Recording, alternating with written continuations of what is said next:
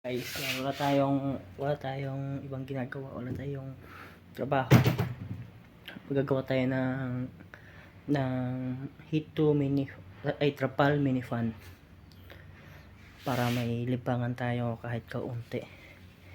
Di pa kasi tayo makatrabaho ngayon di pa tayo makatrabaho ng mabigat ngayon kasi nung nakaraang taon meron tayong regalo. Nakatanggap tayo ng regalo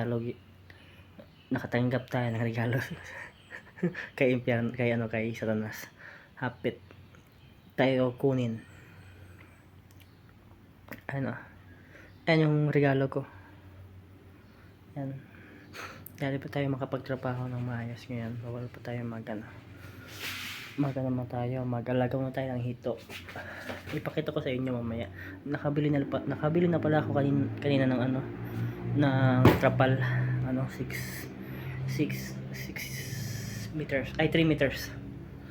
Tag 75 ang meter. Yan, kapos ang i-try natin, sukatin natin mamaya ha. Baka kapos yun eh.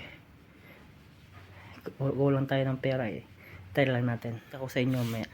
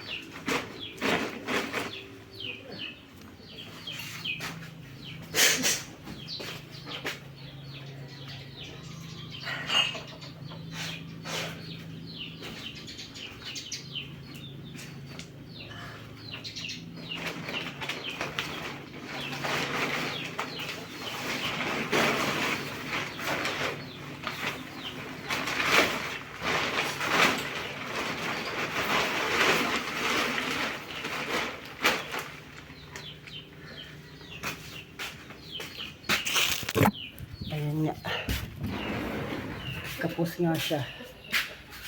Tapos siya ng kalahati. Tapos siya ng kalahati, guys.